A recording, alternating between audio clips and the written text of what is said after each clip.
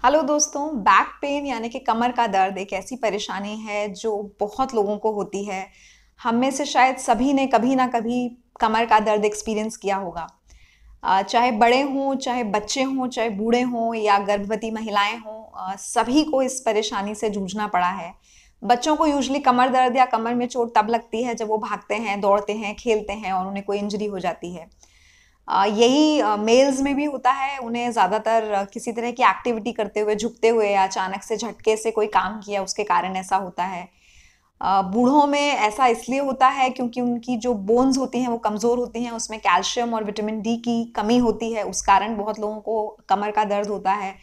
और बहुत सारी ऐसी महिलाएं होती हैं जो जब गर्भवती होती हैं या फिर जब वो डिलीवरी हो जाती है उनकी, उसके बाद वो बैक पेन को एक्सपीरियंस करती हैं। तो एक बहुत ही कॉमन समस्या है, स्पेशली फीमेल्स को ज़्यादा कॉमनली बैक पेन रहता है, जिसका एक कारण आप सभी जानते हैं। आई थिंक ये आपको पता होगा कि बहुत सारी महिलाओं में विटामिन डी की डेफिशिएंसी होती है या कैल्शियम की डेफिशिएंसी होती है, और उसकी कमी के कारण, विटामिन डी कम हो जाने के कारण या कैल्शियम हमारी हड्डियों में कम हो जाने के कारण हमें बैक पेन की समस्या होती है। पर कभी कभी बैक पेन इसलिए भी होता है कि अचानक आपकी बैक में या कमर में किसी प्रकार की इंजरी यानी कि चोट पहुंचती है। जैसा मैंने बताया, अचानक से झुक गए या झटका लग गया या खेलते हुए कोई चोट लग गई, उस दौरान कोई इंजरी यानी कि चोट लग जाने के कारण भी कमर दर्द होता है। तो जब ये कमर दर्द हमें होता है तो बहुत सारे हमारे जो फ्रेंड्स हैं या बड़े बूढ़े हैं घर के, तो कोई कहता है कि आप गर्म सिकाई कर लीजिए, उससे ठीक हो जाएगा। कोई कहता है ठंडी सिकाई कर लीजिए, उससे ठीक हो जाएगा। और हम हमेशा इस बात के लिए कंफ्यूज रहते हैं कि हम क्या करें। क्या हम आइस यानी कि ठंडी सिकाई करें, या फिर हम जो हॉट वाटर बैग्स होते हैं या जो हीटिंग पैड्स होते हैं उनका इस्तेमाल करें। तो चलिए दोस्तों, आज इसी के बारे में बात करते हैं। तो हेलो, मैं हूं डॉक्टर जॉय, और अगर आप इस चैनल से जुड़े हुए हैं तो जानते होंगे कि मैं एक क्वालिफाइड डॉक्टर हूं। आप मेरी क्वालिफिकेशंस इस डिस्क्रिप्शन बॉक्स में देख सकते हैं। और जैसा कि हम हमेशा बात करते हैं कि यहाँ पर हम हेल्थ और हैप्पीनेस की बात करते हैं, और मैं हमेशा कोशिश करती हूँ कि आप तक सही इन्फॉर्मेशन पहुँचे, क्योंकि ज़्यादातर जो भी चीज़ें आप यूट्यूब पर या सोशल मीडिया पर देख रहे होते हैं या पढ़ रहे होते हैं वो ऑथेंटिक इन्फॉर्मेशन नहीं होती। हर कोई अपने एक्सपीरियंस के हिसाब से कुछ एक इन्फॉर्मेशन दे देता है, और आप उसे उस गलत इन्फॉर्मेशन को सही समझकर उसे अप्लाई करना शुरू कर देते हैं, और वो कई बार बहुत खतरनाक हो सकता है।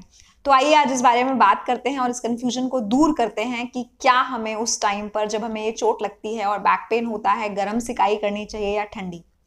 अगर आप इस चैनल पर नए हैं तो प्लीज़ इसे लाइक कीजिए और सब्सक्राइब कीजिए, क्योंकि जैसा मैंने बताया यहाँ पर हेल्थ से रिलेटेड इन्फॉर्मेशन आपको दी जाती है। तो चलिए बिना देरी किए स्टार्ट करते हैं और बात करते हैं इस बारे में कि ऐसे में क्या किया जाए। आपको सिकाई गर्म करनी है या ठंडी, ये समझने के लिए कुछ चीज़ें समझना बहुत ज़रूरी है। एक ये कि समय बहुत इंपॉर्टेंट है, कि जब आपको चोट लगी है आप ये सिकाई किस वक्त कर रहे हैं, इससे बहुत इस बात पर फर्क पड़ता है कि गर्म सिकाई की जाए या ठंडी की जाए। दूसरा ये भी समझना ज़रूरी है कि कितनी देर तक आपको सिकाई करनी है, क्योंकि जब आप ज़्यादा देर कर लेते हैं तो वो फ़ायदे की जगह नुकसान पहुंचा सकती है। तो अब ये समझते हैं कि गर्म कब करनी है और ठंडी कब करनी है। इस चैनल के एंड में मैं कुछ 2 बोनस टिप्स भी देने वाली हूँ, तो इस वीडियो को लास्ट तक देखिए ताकि आप वो बातें भी समझ सकें। तो सबसे पहले ये समझिए कि जो ठंडी सिकाई होती है यानी कि जो आइस होती है वो करती क्या है।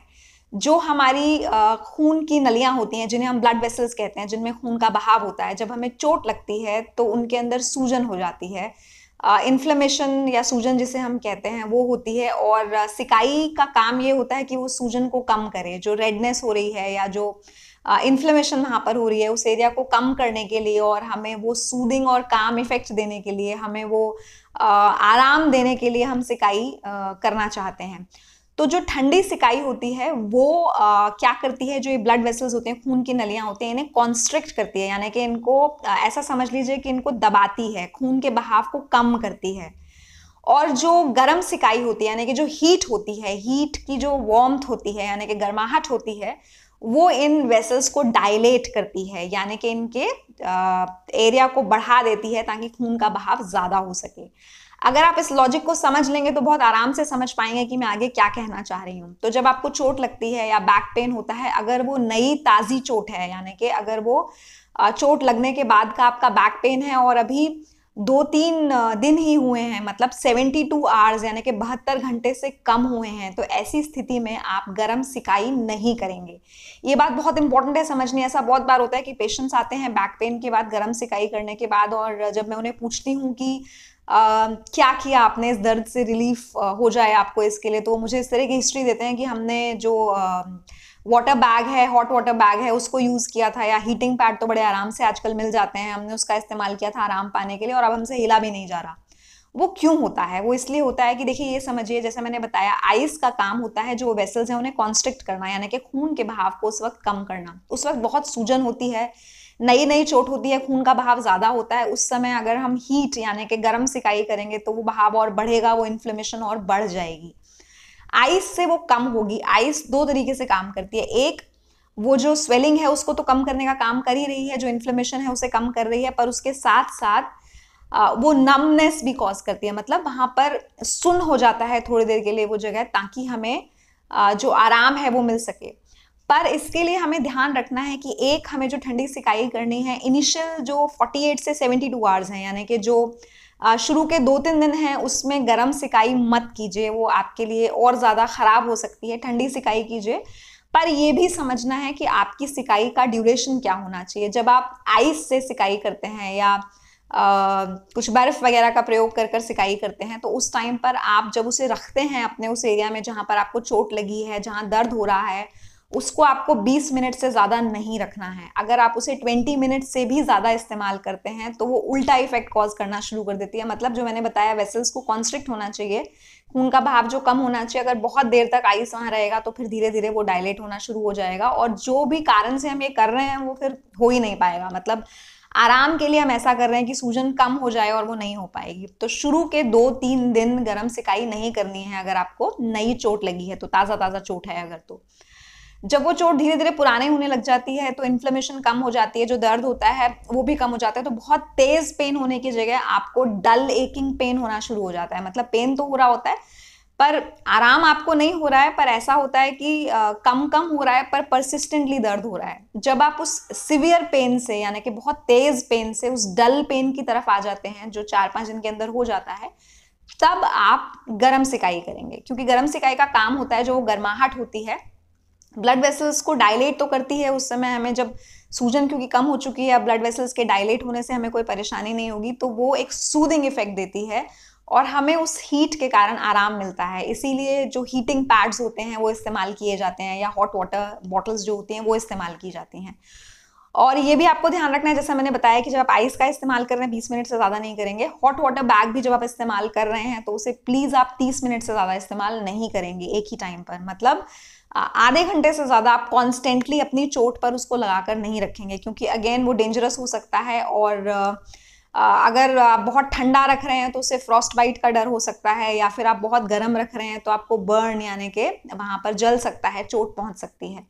और जब हमें इंजरी होती है तो कई बार वो जो एरिया है वो सुन्न हो जाता है, हमें गर्म का या ठंडे का इतना पता नहीं लग रहा होता है, तो जब हम ज़्यादा देर वहाँ रखते हैं तो हम नुकसान पहुँचा सकते हैं। ये भी आपको समझना ज़रूरी है कि अगर आपको अदरवाइज उस जगह पर सेंसेशन कम है, जैसे बहुत सारे ऐसे डायबिटिक पेशेंट्स होते हैं जिनका ब्लड शुगर लेवल ज़्यादा होता है, जिनकी जो नर्व्स हैं वो कम काम कर रही होती हैं, जो एहसास है गर्म का या ठंडे का उन्हें कम होता है, तो अगर आपको स्किन के एरिया पर ये एहसास कम है तो डेफिनेटली उसको इस्तेमाल नहीं कीजिए, या फिर किसी सुपरविजन में कीजिए। मतलब कोई इंसान और जो सिकाई आपकी कर रहा है वो समझ सकता है कि ये ज़्यादा देर के लिए तो नहीं हो रही है। तो अगर आप खुद कर रहे हैं तो इतनी बात ध्यान रखेंगे कि एक 20 का रूल बना लीजिए कि 20 मिनट से ज़्यादा ना तो गर्म चीज़ वहाँ रखिए ना ठंडी चीज़ वहाँ रखिए, और डायरेक्ट कॉन्टैक्ट नहीं कीजिए। जब आप उसको लगाते हैं तो बीच में एक लेयर कुछ लगा लीजिए। जैसे अगर आप आइस भी यूज़ कर रहे हैं तो उसे डायरेक्टली इस्तेमाल नहीं कीजिए, थोड़ी सी पतली सी कॉटन की लेयर या पतला सा मखमल का या कॉटन का कपड़ा रख के फिर आइस को लगाइए, ताकि डायरेक्ट आपका स्किन का कॉन्टैक्ट उससे ना हो। तो आई होप ये कंफ्यूजन तो आपका क्लियर हो गया होगा कि गर्म सिकाई कब करनी है, कब ठंडी करनी है, ताकि इससे आपको फायदा हो, नुकसान ना पहुंचे। अब जैसा मैं बात कर रही थी कि 2 बोनस टिप्स भी आपके लिए आने वाली हैं, वो क्या हैं?